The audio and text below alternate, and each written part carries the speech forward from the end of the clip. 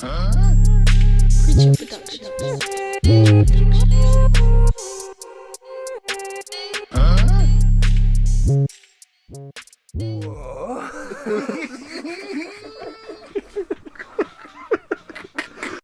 Give me an example on the podcast of how some of the youths don't really know, and I mean, like, honestly, like, don't really know what they're potentially dealing with in regard to reprisals for some of the actions that they think they deem is okay. Well, herein lies the issue, right?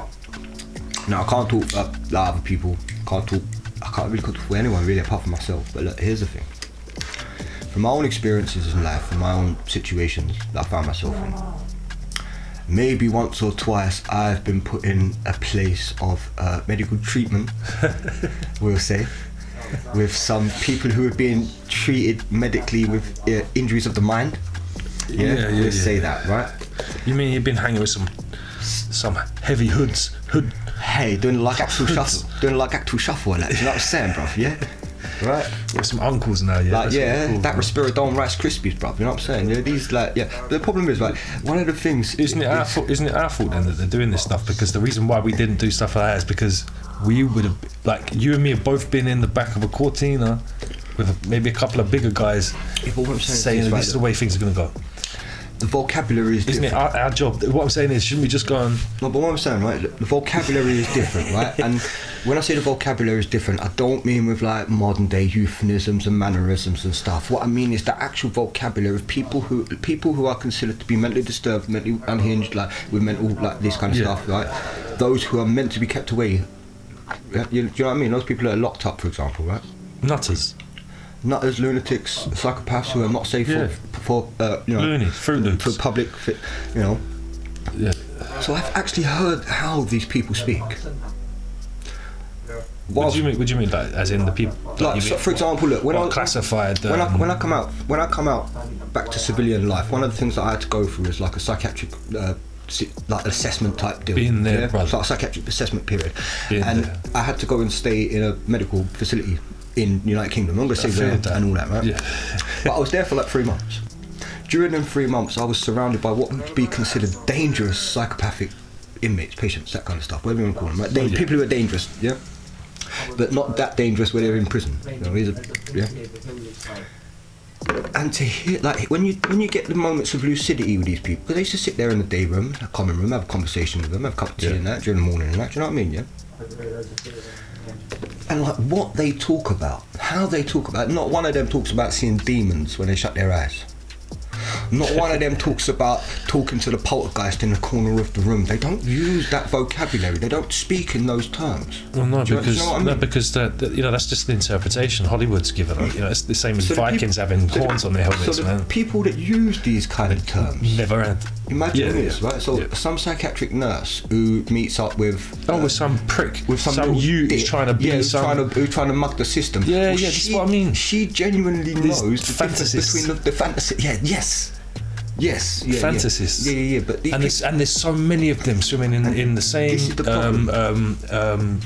My kids. And this is the problem with people that go, "Oh, I'm sick," or "I'm crazy," or "I'm this." What do you mean? You're not. What do you mean? You're not. No, because guess what? Like you, I've sat with people that genuinely are, and life's a very different place for them unfortunate cats, man. Life's a very different place to what you know, somebody who's had a relatively decent upbringing, you know, a very very sort of take the most basic normal upbringing.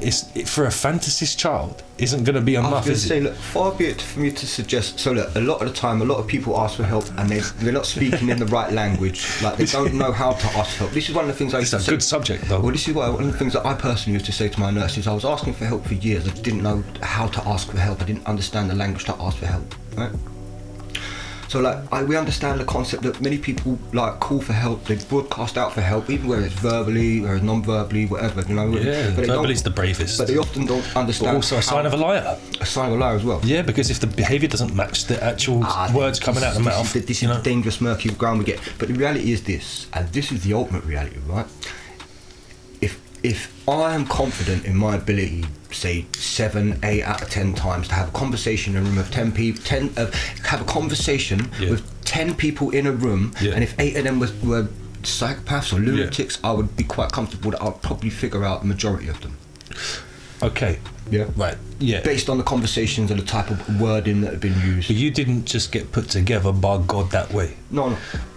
This has come through years of you being exposed to different characters. Imagine that psychiatric nurse who's been doing it for way much longer, with way much more immersion in the system. Yeah. Or that psychologist who sits there in the place, the special medical centre that's just outside of town, at the edge of town. Yeah. That doctor who's been doing it 15, 20 years, he got way much more experience than 18-year-old Brad from the estate and claims he's a lunatic and he hears voices. Like, come on. 17-year-old, 16-year-old, 15-year-old, 40-year-old. Because what they're doing is they're damaging themselves.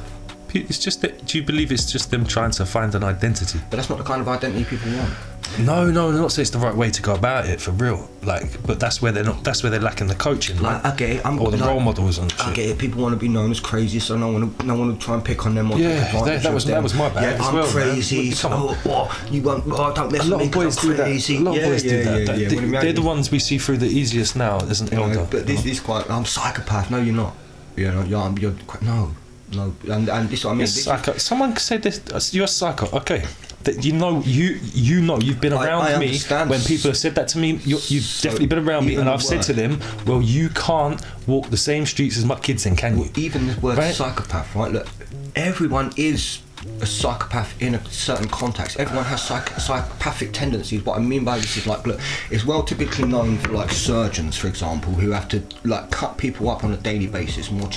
They must have, when they do the Rorschach tests and all that. Yeah, but you talk about dissociation. But what I'm saying about psychopathy, look, every human in the world, right, has some level of psychopathy about them, and whether you want to guess, it comes back from the predates to the hunter-gatherer period. How someone can bash something's head in with a rock because you've got to eat it. Someone's got to do it at the end of the day. Sure. So everyone, whether they accept it or not. It wasn't that long ago either. No, it wasn't that long ago. It was only a couple of thousand years. Yeah, look, you know what I mean. Hey, couple hundred years. Right? 4 people ago. What I'm saying is that everyone. Murder was normal. Everyone has psychopathic tendencies, right?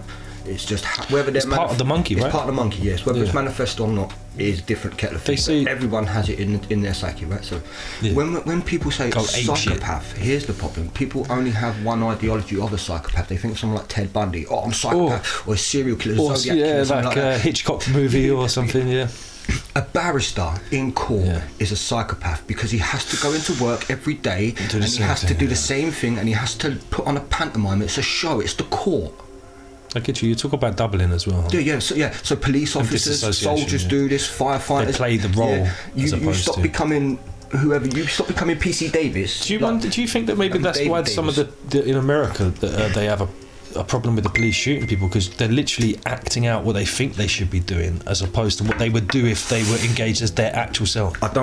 Honestly, I don't know enough about this. I don't know enough about the subject.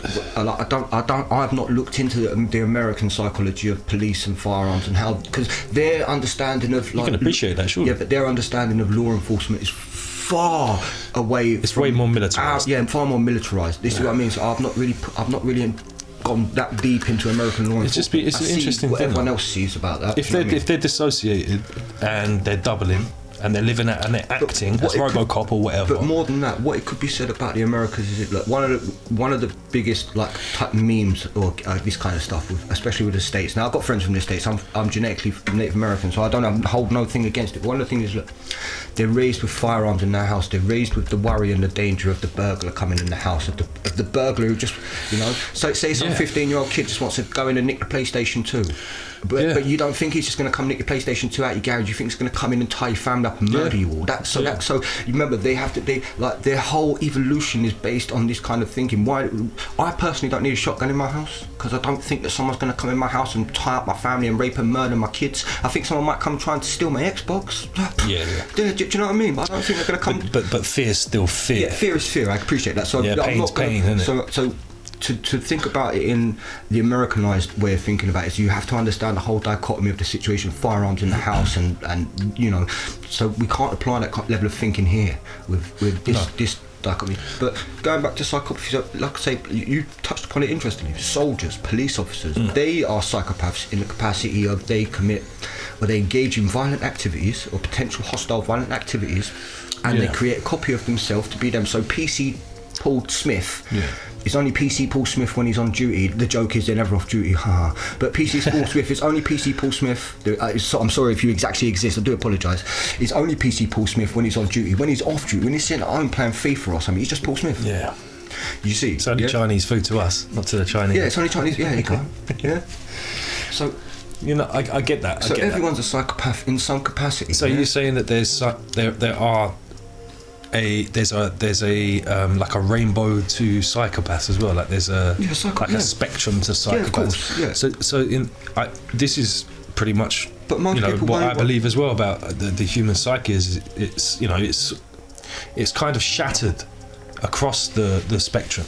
It's not like you exist in one fan of the spectrum. It's like you're shattered across it, and you've got to kind of find yourself in amongst it, you know. Here's the interesting facet, and it touches upon what I was saying earlier about the psychiatric nurse who's got 15 years experience over the 16-year-old who's claiming to be a lunatic.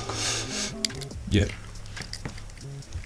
Complex thought, because you can understand things, and she's still fallible. Yeah, she's still fallible. She's still fallible, but she's far more in tune to a picture because she's had more experience in the world of that reality. Yeah, like this is what I mean.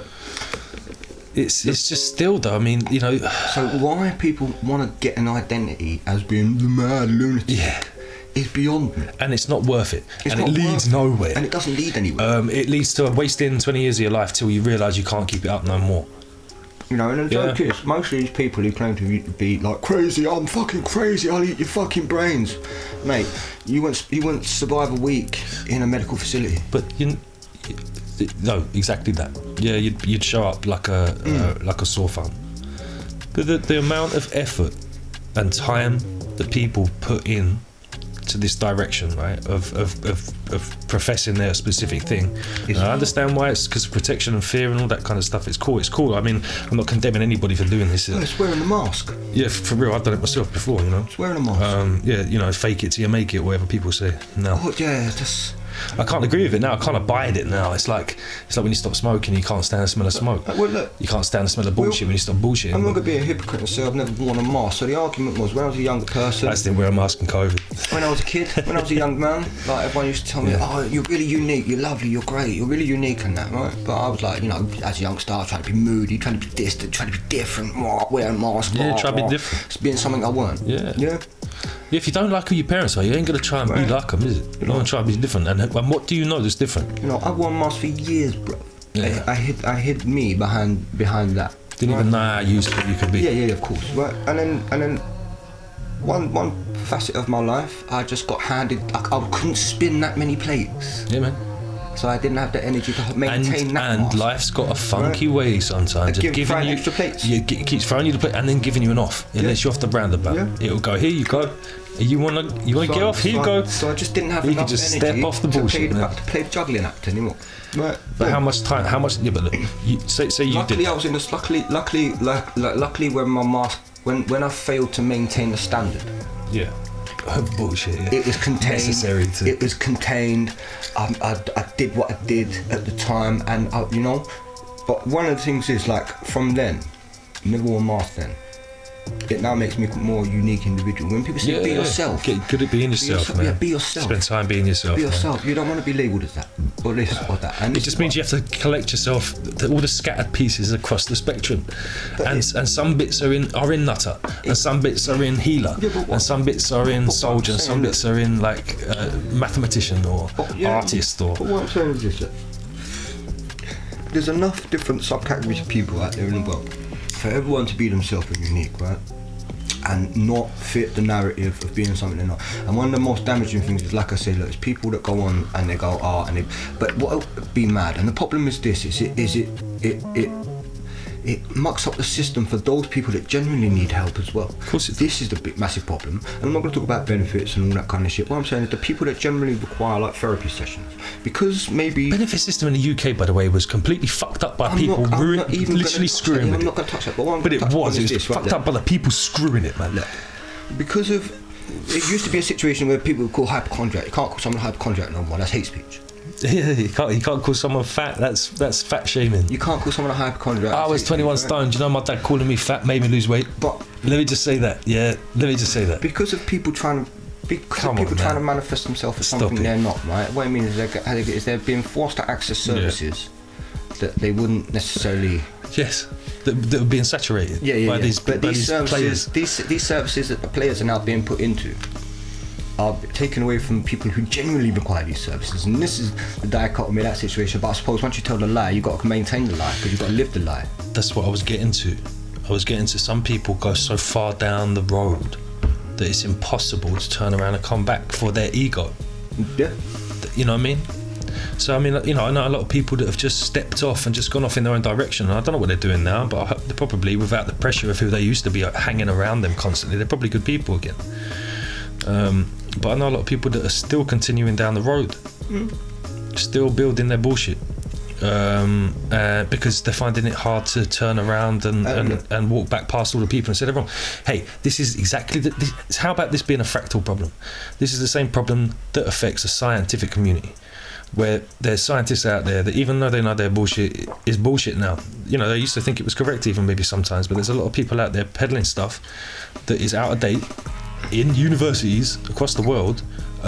It's out of date and it's been proven to be incorrect, but because they're funded to do so, they just continue doing it, and they can't turn around. These actual scientists can't turn around, bruv, and they can't go back past all that. How can they say to their pupils over the last 25 years that what they taught them was wrong?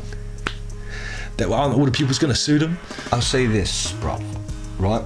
Now, the difference between intelligence and knowledge/wisdom is the old analogy of a tomato, mate.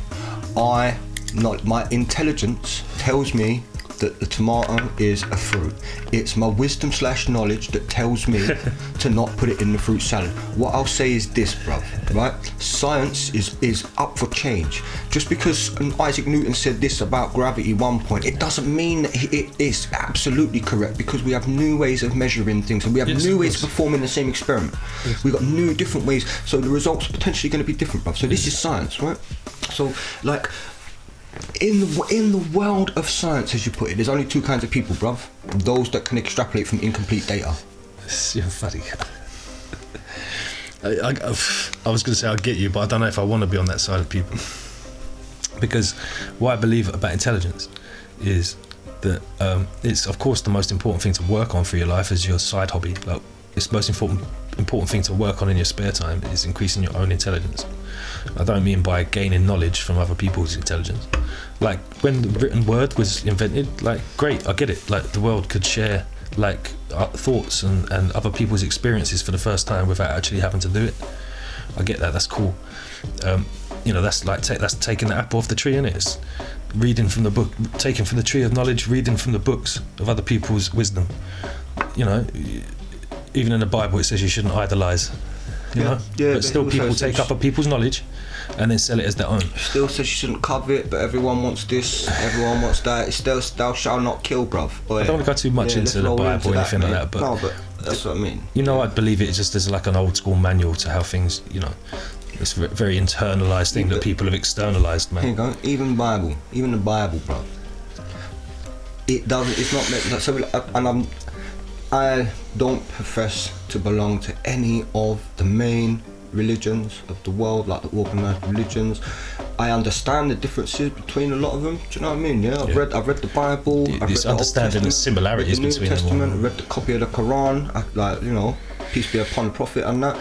So it's not. Torah's interesting, but you know, it's lots of things are lost in translation. The problem is that these books are not meant to be taken literally. They're literally like the same analogy. Careful with that. It's the same analogy. A lot of people still think they are. It's the same analogy as the people of science, bro.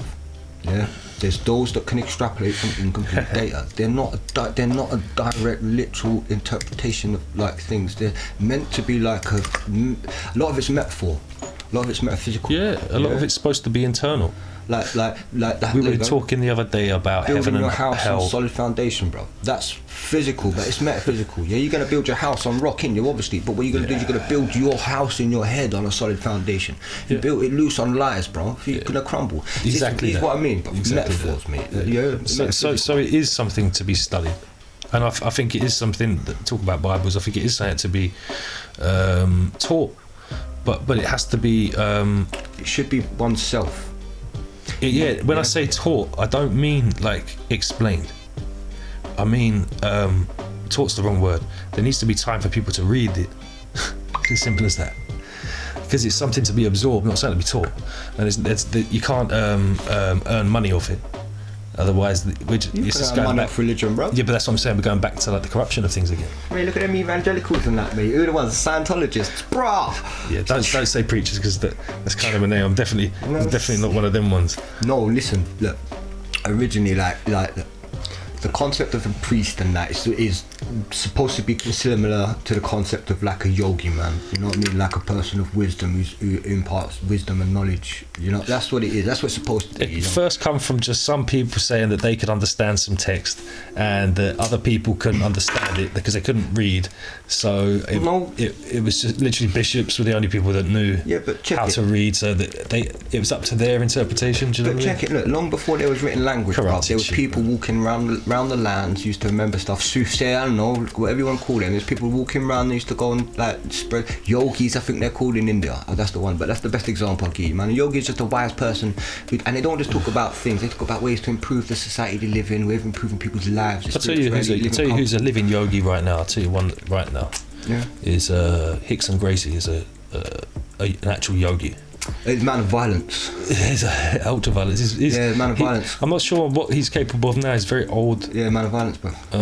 But like, wow, yeah, definitely. Like he's a yogi of how can someone violence. talk about improving the spirituality and peace with one another when in the same same person has 450 undefeated fights. Before I finish it, I'm gonna say there's the argument about being a gardener at war and a warrior in the garden. I get all that shit. Like, do you know what I mean? Let's be real about it. But if you're a real man of peace, bro, like, look, here you go.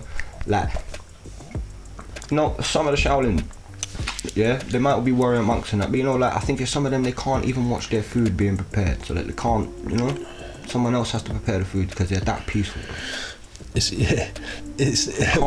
can't even be near a knife. They can't even watch the lettuce be cut up, bro. You know what I'm saying? I would love to experience absolute solitude like that. Them ones, the Shivites, they just literally sit on the floor, bro, outside the temples and that. I'm not sure what it is. I have to check that data, man. But yeah, well, that's because you can't. The whole point of it isn't it to like have no temptation, you know, or ability for anything to wander your thoughts. You know, to be in a position where nothing can. That's why the sex thing goes out the window. You know. When I mastered hunger, that was the most important thing I ever mastered, man. Then I could master any other self-discipline after that. Hunger is the most important thing. Because the thing that makes you moody as well, isn't it? Hunger. And how many mates I've said that have had a go at me because they're hangry, innit? Hangry? Oh. Bullshit. Name. What are you looking up, man? Of Shiva follower. Shiva follower. Right. Oh, with the low in conversation as he checks his data. Yeah, sorry. It's a little clip. Shivas. Yeah, so Shivas, right? They're the ones. So they. All right, but just quickly on the what do you mean clip that we put out tonight? They're Shivas, yeah. You know this voice, right? He can introduce himself. The Mexican himself is here. Hey, ladies and gentlemen. El Burrito Maximus. Boys and girls, Prime Minister, aka the Mexican, aka the Mas Bandito, aka El Muro, El Cerebro. Yeah, come on, and shout out to the hospital peeps. Yeah. HMP. HMP. What kind of hospital do you work in? Yeah, man. HMP and NHS. HMP and NHS, you know how we do it. Yeah, sorry. CIA, KJB. What's KJB? But Korea and Japan. Must be the Shivas, right? Something, yeah. Go on, Karen. Solid. Now I sort of I knew a little bit enough to make me like recall that information, right? So like, literally, like they're like cool dudes, right? And chicks. I'm guessing they're non-genderless, and like yeah, they just sit around like they don't. All this is probably rude, but most of them they sit around smoking weed and that all day, and people come bring them food and that. Yeah. You know, because they spend all day communing with Shiva. I'm sure Shiva. Look, I'm gonna have a look. I'm sure Shiva's like some. I spend all day communing with the muse, and I need people to bring me stuff on a constant, so I can have creator, preserver, and destroyer, and a revealer and concealer of all there is, bruv. Shiva's Shiva. Oh, yeah, listen, I'm gonna follow Shiva, bruv. Look. No, but is this Hinduism? Is this in Hindu? Is this Hinduism? Yeah. No. Shiva's a god in Hindu, no? If it's a female, isn't it? If it is, Hindu. Look at me, I'm a Hindu. I'm Hindu. I told you. I'm Hindu. Yeah, Hindu, of course. No, I told you before, Hindu's like the coolest one there is. They don't. If you just do something wrong, you just apologise. Yeah, I'm Shiva, bro. I'm Shiva. I follow Shiva. There you go. Done. I'm Hindu. Yeah, Hindu suit you. I'm Hindu, done. There you go, brother. Done. Look at me. You're a Hindu now. Native American Hindu. If there was anything that I would be, I don't know what it would be. I suppose, I don't know, so Christian, Buddhist, I don't know, Buddhist Christian. Buddhist Christian? I don't know. Oh, that's an oxymoron. A Buddhist Christian. A Crispist. A Christian. Crispian. Is this blasphemy? Bispian. Are we angering? Bispian. No, they're followers of Michael Bisping. I'm a follower of Michael Bisping. You're a Bispian. I'm a Bispinginium. Yeah, you're a Bispian. Bispinginium, yeah. Yeah. Oh man. No, come join Hindus, bro. We're cool. No, yeah, I've spent time with the gods in the Hindu faith, man. Yeah, like I said, I did study most things, man. Like when I mean study, I mean read and thought about. That's study, right? Contemplate. But where religion, ultimately, I guess, it's all to do with like, it's all to do with oneself, right? If you choose to practice a faith or a religion, you should do it for your own reasons. You shouldn't like. It's internal. Yeah, it should be internal, right? So like, look, I went to a church once. Well, I've been there many times, but I remember one time I went to the church and I was talking to the priest, right? And we read this bit in the Bible, and I'm sure it says something like. That you should worship the Lord like in your own way, like not in your own way, but do you know what I mean? Yeah, in the privacy of your own home, that kind of stuff. Yeah. So I looked at the priest and I said to myself, well, why are we sitting here in this building then? Because my understanding of that was like, he don't want us all to sit here together and prostrate ourselves in front of him as a group. No, the idea is to do it from your own home. Yeah. For yourself, for your own connection to humanity. Yeah. Now I get that because people would believe in the same sort of similar thing. They're going to connect together. But then, at what point? But it could be one of them parts of the Bible that was written in afterwards, just to control people. Yeah, possibly. You know, I've said to you before about what I believe in regard to the cells. You know, like I know it sounds a little bit morbid, but like when you're through the religious thing, you're sold kind of, you know, you grow up, say in Christianity, you grow up, you get christened, you go to school, you potentially go to college, meet a girl, get a job, settle down, have a baby, move into your first flat, yeah? So you got a 1-2 bedroom flat, innit? That's going to cost you a certain amount of money per month, and the bills and all that kind of stuff that goes with it, and the baby clothes and the pram and all that kind of stuff. That's not Christian. No, but what I'm saying is, the idea of coupling male and female together is kind of a religious thing, right? Kind of come, you know, the base. Obviously, we procreate together. I think it's more of an evolutionary thing, to be fair. But to keep us both in, I'm not quite sure. We know that it causes a lot of issues, but the main thing that happens when you put a male and female together is kids happen. Yeah. So the furtherment of the human race is reliant upon the structure that's what people worry about as well. You know, with the de-engineering of the structure of how things are supposed to be. But when you are in that situation, when you've got your kid and your missus, or if you're a chick, you've got lady, you've got your fella, and you've got your baby. Maybe you didn't have another baby because you're still in the same house. And you want to give the baby a brother or sister, you know what I'm saying? And what I mean is you're going to eventually need to get a bigger place. Bigger place costs more money. No, so here's the problem. You're talking in excesses now. I'm talking about slavery. You're talking about in excesses. Yeah, and the prison with no bars and doors and that. Yeah. No, but the immediate argument of what you say to that, bruv, is look at the rest of the world, man. Like, there's loads of places in the world where it's... Any country you point at, bro. Any country, any city in any country you point at, you're gonna find single parents, bro. Yeah. Done. So that This goes to my point. Yeah. Because like I don't even know if we're supposed to actually be like that. You know, what I'm talking about as a religious being or follower. It's evolutionary thing, man. Oh, of course, we need to be with each other to be able to procreate. So of course it's evolutionary. Evolutionary, man. But you know, and look, we're not overpopulated. The world's not overpopulated. The areas that we exist upon on the planet are overpopulated. But that's a different argument altogether. Where people who want to live together in the same place, even though everyone wants to live alone. But no, people want to live in cities. People want to congregate in the places rather than living spread out. You know, I'm not going to get into the maths of it about people of the world and the mass and how we would only fill an area of like Los Angeles or Chicago. Like literally, if everyone stood together in the world, we would only if we was all squished up. The problem is we don't, and that's why. If we was all squished up into a giant meatball, we would fit into like Times Square. Come on, like we're not overpopulated. It's the areas that we live in that are overpopulated. Yeah. It's financially doesn't make sense. It's non-recuperable. Well, the problem is we still exist under centralised government. If we lived under a decentralised government, yes, it would all be fine. Yes, it would be fine. Absolutely. But I'm not even getting into government. I'm not getting into things like that. That's not what I'm on about. What I'm on about is people's identity, bro. You're using politics to describe yours right now. No, because they're not my political beliefs. But there's my understanding of these political arguments or these stances. Yeah, I mean we're talking about religion as well, isn't it? Really, I mean religion is original politics, I suppose. Hey man, what is it? The Christian says in the Bible, innit? And he went into the temple, overturned the tables and stuff, the money lenders and that, mate. You know, like the politics. You weren't about politics, bro. I just need to have a few followers, man. I mean on my YouTube channel. I don't mean like a Jesus thing. Yeah. You know, the prophet. No, not the non-profit. That's non-profit preacher, yeah. Shout outs, get the new track released just on YouTube right now. Right, we're out. Peace. Preacher Productions.